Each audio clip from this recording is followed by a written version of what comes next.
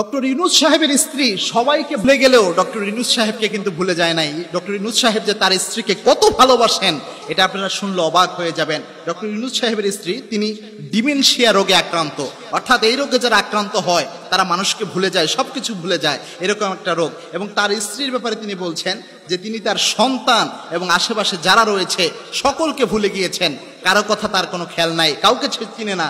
কিন্তু ডক্টর ইউনূস সাহেবকে সে ভুলে নাই। এর কারণ হিসেবে ডক্টর ইউনূস সাহেব যেটা জানালেন, তিনি বললেন যে তার স্ত্রীর যাবতীয় কাজ ডক্টর ইউনূস সাহেব তিনি করে দেন এটা, এবং তার স্ত্রীর খাবার দাবার থেকে শুরু করে তাকে পরিপাটি করা সবকিছু তিনি করে দেন। এই যে একটা মহাব্বত তার রয়েছে, দেখেন তার ব্যাপারে এমন 10টা দোষ আপনি ধরে ফেলতে পারেন, তার ব্যক্তিগত ত্রুটি, কিন্তু তার এই যে একটা গুরুত্বপূর্ণ একটা গুণ, এটা আমাদের অবশ্যই উচিত হাইলাইট করা। আমরা কখনোই একজন ব্যক্তির একটা দোষ দেখে তার সব অবদানকে অস্বীকার করতে পারি না। এটা আল্লাহর হাবিব সাল্লাল্লাহু আলাইহি ওয়াসাল্লামেরও একটা চরিত্র ছিল। রাসূল ইসলাম কেউ কাছে আসলে কারো দোষ ধরার আগে তার একটু প্রশংসা করে নিতেন। আল্লাহর হাবিব ইসলামের অন্যতম একটা গুণ ছিল। এবং কি যে স্ত্রীর প্রতি মোহাব্বত রাখা, এটা অন্যতম একটা গুরুত্বপূর্ণ বিষয়, যেটা আল্লাহর হাবিব সাল্লাল্লাহু আলাইহি ওয়াসাল্লামেরও ছিল। রাসূল সাল্লাল্লাহু আলাইহি ওয়াসাল্লাম খাদিজা রাদিয়াল্লাহু তাআলা আনহাকে অসম্ভব ভালোবাসতেন। একদিন আল্লাহর হাবিব সাল্লাল্লাহু আলাইহি ওয়াসাল্লাম খাদিজা রাদিয়াল্লাহু তাআলা আনহার জন্য মুনাজাতে দোয়া করছিলেন।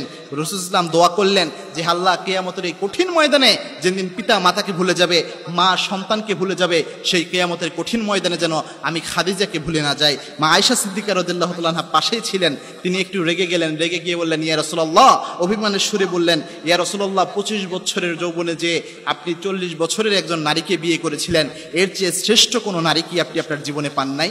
আল্লাহর হাবিব সাল্লাল্লাহু আলাইহি ওয়াসাল্লাম এই কথাটা শুনে এত রেগে গেলেন, রাসূল সাল্লাল্লাহু আলাইহি ওয়াসাল্লামের চেহারা মোবারক লাল হয়ে গেল। আল্লাহর হাবিব সাল্লাল্লাহু আলাইহি ওয়াসাল্লাম বললেন, খবরদার আয়েশা, আমার খাদিজার ব্যাপারে এমন কথা বলবা না।